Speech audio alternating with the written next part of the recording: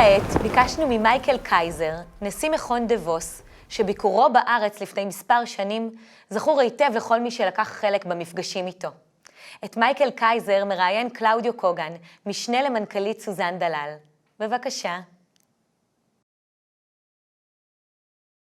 Hello to Michael Kaiser in Washington, D.C., the president of the DeVos Institute of Arts Management at the University of Maryland. Good morning, Michael. Good morning. Thank you very much for joining us to the annual meeting of the Israeli Forum of Cultural and Arts Institutions. It has to be said that now many people is looking at you from all around the country, and many of you still remember your visit to Israel some 5 or 6 years ago, a very successful meeting. Many people are still waiting for you to come back, let's say.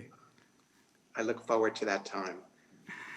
For the last 9 months since March 2020, the world is going through the COVID-19 pandemic. We would like to explore with you in the next half an hour to which extent the performing arts are still relevant or any ways of coping. You yourself have such a vast and varied experience of all you learned and intuitive skills. What do you think is the most important one in dealing with the formidable crisis we are all facing now?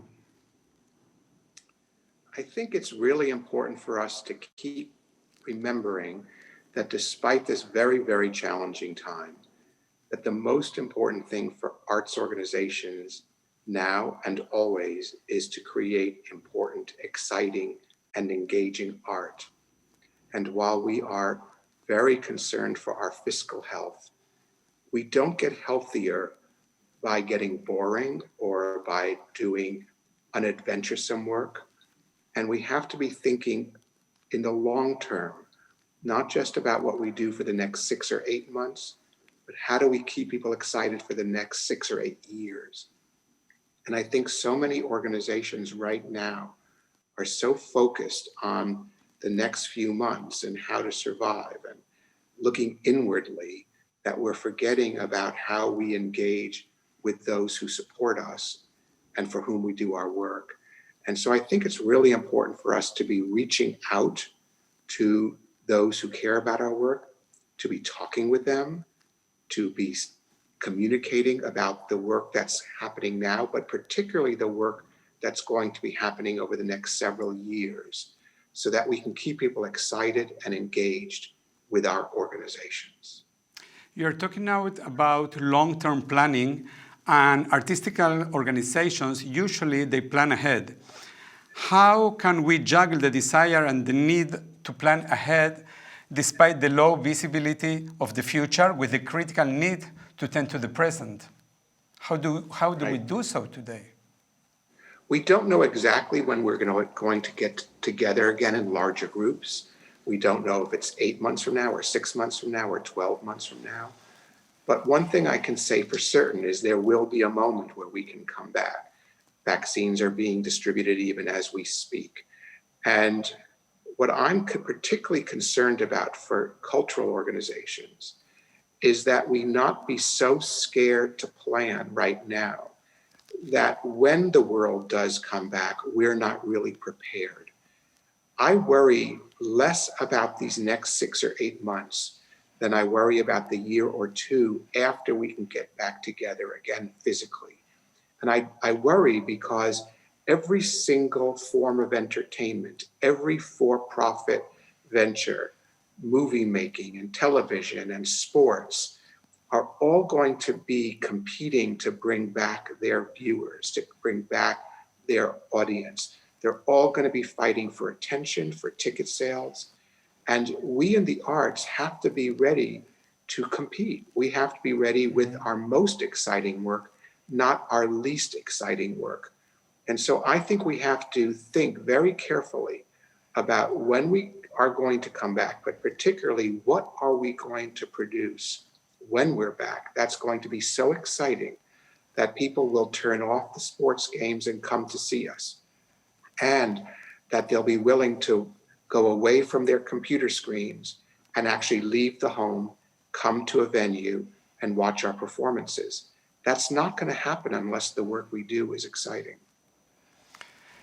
we are all thinking about what we do in those days, and we see worldwide different attempts of doing different kind of things. Many people are fearful of convening in a closed venue, others are in financial distress. The alternatives nowadays are drive-ins, space performances, free or low-price tickets, and of course, the digital representation of live performances without an audience. If we could have foreseen the crisis, are these the ways you would have suggested that arts continue, or are there any other ways? I think all the methods you're talking about are interesting. The challenge with all of them is that our revenue is so much smaller than we used to have. And it's not that we were rich in the past. We were all struggling to balance our budgets even when we had full houses. So now when you can have a much smaller audience or an outdoor audience, or when you put things online and very frequently get no revenue for that, I worry that we as arts organizations are going to be spending a lot of money, but not having a lot of money come in. If I had known about the pandemic early, I think two things. One, I would have hoarded cash because I think we're all challenged to survive this period until we can regain our ticket sales. But also I would have worked hard to build a strong online platform and a large online audience. We're in a position not unlike the newspaper industry was about a decade ago, when they started to put all of their content online but didn't charge for it. And quickly they realized that this was a recipe for bankruptcy. And so newspapers started to put a paywall in place. And I think the arts are going to have to think about this as well. It's wonderful to put so much online. It spreads our reach geographically very substantially. But what it also does is it means we're spending money without getting income back. And so I am not a fan of just putting everything online just because it's there. I want to be very careful about how I spend my money in this period. And I want to be very careful to see, could I establish an online audience that's willing to pay for the content? And if I can do that, then I would have a very different situation. So I would have wanted to do that early. Do you think that going online nowadays in the future will bring that our theaters will be empty, museums will be empty, and all the consume will be online? Is there a threat like that? There is a threat. I wrote a book about it called Curtains. I wrote it about 7 years ago. So this is not a new concern about online arts. There's been online arts for about a decade or more. YouTube is one of the most visited websites in the world, and people are getting performances for free. And there's always going to be a section of our audience that will stay home because it's more convenient, or stay home and watch online because it's cheaper. But I believe that the power of the arts, when we are together, when we enjoy a performance together, is so strong that there is a larger group of people who will want to come back together, who will want to enjoy a performance together and enjoy the energy of being in a larger group enjoying a performance. I'm not one who believes the arts are doomed. However, I think we have to be extremely careful to make sure that our art is so interesting that people are willing to leave their homes. They are willing to come to a theater at a particular time, even if it's not so convenient for them, and particularly if they're willing to pay for a ticket. And this isn't going to happen just because we produce art. It's going to happen because we produce art that people find really exciting and engaging. It can be said that in a way, this is an opportunity to enlarge our audiences, because we all know that not everyone can come into a museum or a theater or go to the main city. People live far away from the urban areas, so perhaps it's an opportunity. It is an opportunity to reach out to more people. The challenge is, how can we survive if we reach out to more people, but we don't get paid for it? And so I think there's a real question of how do we monetize what we do online, either through people paying to watch us or through contributions that allow us to produce online. But what we can't afford to do is to produce wonderful art and have no revenue stream. And so I think there is a real opportunity, but I'm very careful here because I think the biggest opportunity lies with the largest, most famous organizations with access to the most famous performers or artists. And I think that this isn't a level playing field. Even though everyone can have access to the technology, not everyone can have a marketing system that can attract people from all over the city, the country, the world to participate and take advantage of what you put online. And I worry that a few large organizations will end up dominating the internet. We already see the role the Metropolitan Opera has played with their movie theater broadcasts. Now they're broadcasting those for free online. We see the Bolshoi broadcasting free online, and the Royal National Theatre of England, and these very large, very famous organizations, as they put more and more online, I think make it more difficult for a smaller organization to attract an online audience. And I think it's going to rely on those organizations that find ways to put online really important, exciting art, but also can build an audience for that art if they're really going to find the online potential to be realized. Do you think this crisis will instigate a change of paradigm in how we present culture, how the audience consume it, or do you think everything will, for the most part, return to the way it was prior to the pandemic? I think it's going to be a little of each. I think you're going to see continuously organizations put their art online. I think you're going to see them try and reach out to build newer audiences. I think you're going to see people who really enjoy a particular aesthetic for an organization that's not in their locality will go online to watch that art. But I also think you're going to see many people very anxious to go back into a social setting and enjoy a cultural performance. I remember after 9/11 that there were people who said, no one's going to go back to New York City. There'll be no tourism to New York City. No one will ever want an office in a skyscraper again. There were all these dire predictions after 9/11 about how the world would change forever in terms of the way people would live and the way they would congregate. That certainly did not prove to be true. I think that after coronavirus, it will take some time. We will lose a portion of our audience probably forever to online distribution of entertainment. But I do believe you're going to see many, many people who want to come back into large groups and enjoy a social setting. Do you think we all have to think in a kind of combined format of also audiences and also online at the same time?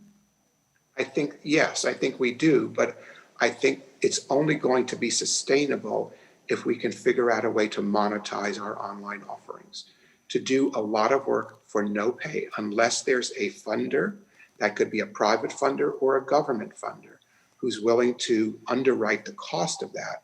I think it's going to be extremely difficult for cultural organizations to survive if a great deal of their work is being consumed for little or no revenue. It seems that this pandemic will be with us for a long period. We don't know how much, and this week or last week begin the vaccination all around the world. Which steps do you suggest for the cultural organizations to take in the next 12 months? I think number one, you want to make sure that you're hoarding your cash so that you don't spend it faster than you're taking it in. Number two, I think you want to plan for some really exciting art for 9 months or 12 months from now when you think we can get back together physically.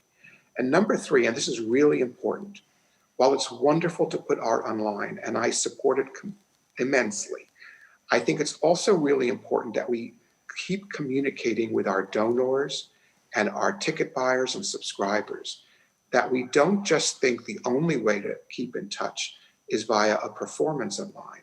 A wonderful thing to do is to have an online town hall meeting where the leadership of an organization talks with their constituents. They talk with the people who support them and tell them what we're planning, what we're considering, how we're moving forward, and the very exciting art to come.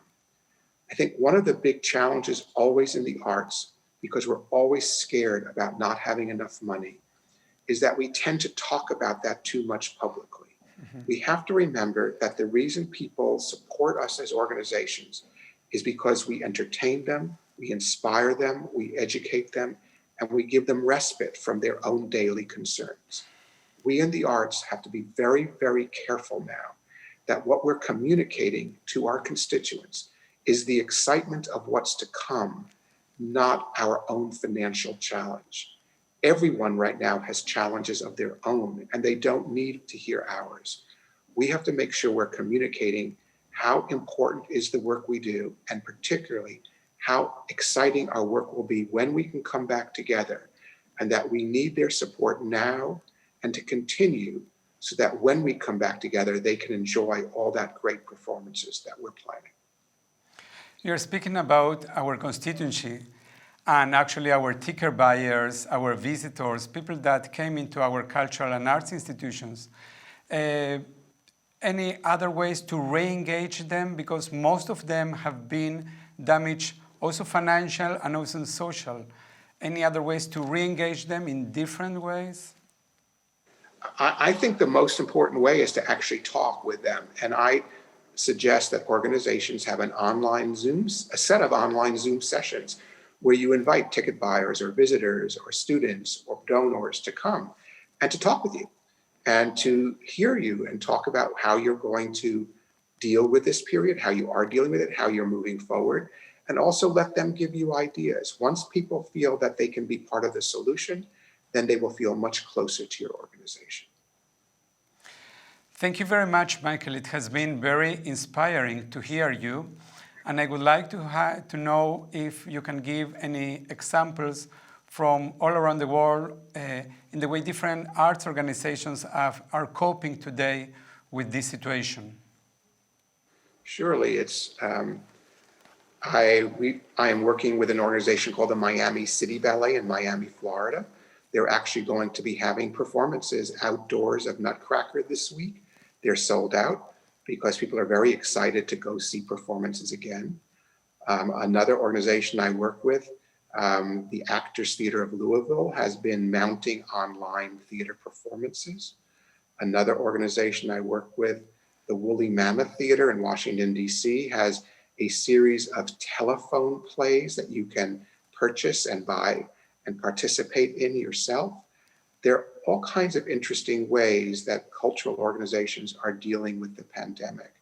But in the end, their financial health depends upon their ability at some point to be able to rebuild an audience that comes physically and pays for tickets.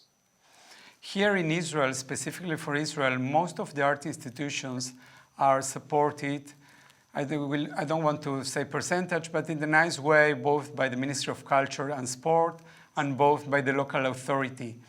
And we don't have any strong tradition of fundraising or donors, not in the arts.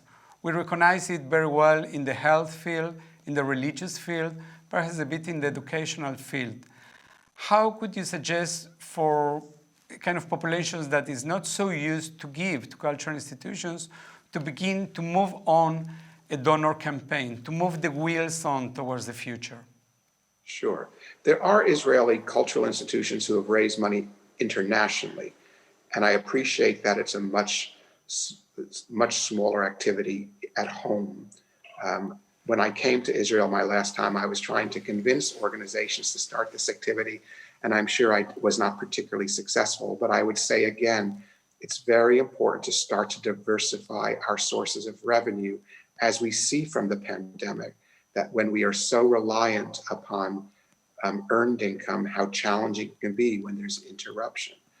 I believe the best way to start to build a cultural philanthropy is to make it lots of fun to give and to solicit very small amounts of contribution, very small value of contribution, so that people can contribute for a very small amount, see that it's fun, and over time hope that we can build the size of the gift.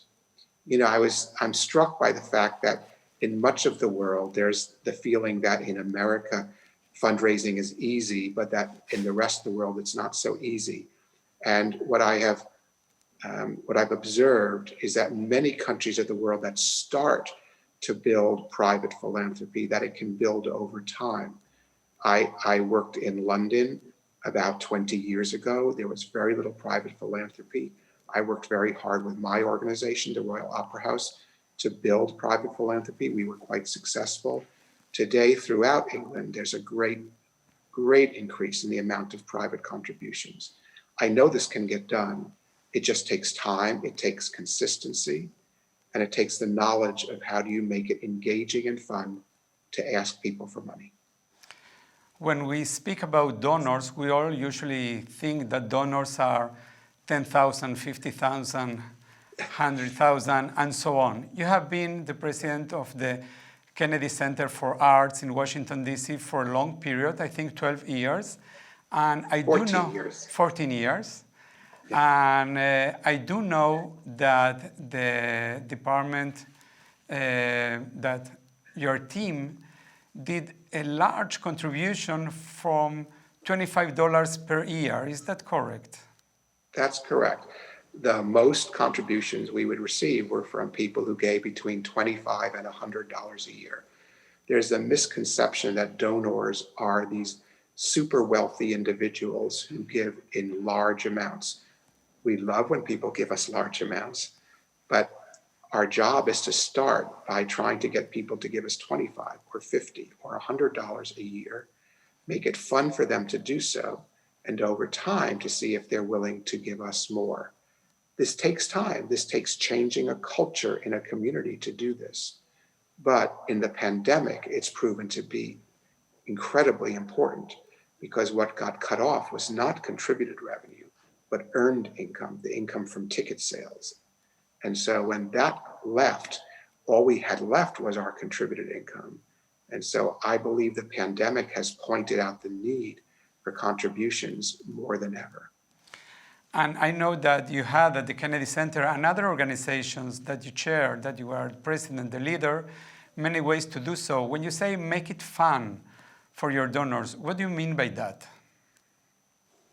Making it fun means that someone gets rewarded for giving. They get to hear a speech by the artistic director. Maybe they get invited to a party backstage. Maybe they get to meet with a curator in a museum. You create events and moments that make it fun and rewarding, that they feel like it was really worthwhile for them to have been supportive because A, they helped an organization they care about, and B, they had some experience that was really exciting and important for them.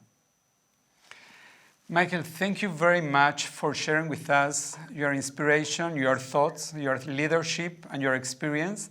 And a last comment, a last suggestion, a last thought in this crisis, worldwide crisis, that it's a challenge and also an opportunity. Absolutely. You know, for me, people need art, people want the inspiration of the arts. That's not going to go away. We have to be flexible. We have to deal with the reality of what we're facing today. But we have to know that the fundamental interest in the arts is there now and forever. Michael Keyser, president of the DeVos Institute of Arts Management at the University of Maryland in Washington, D.C. We thank you very much. We hope we soon will see you here because it has been a long time, even though some of the Israelis have been part of the programs in your institute. But I think that it's time for you to visit us again and to inspire us again. I look forward to it. Thank you very much. Thank you very much, Michael.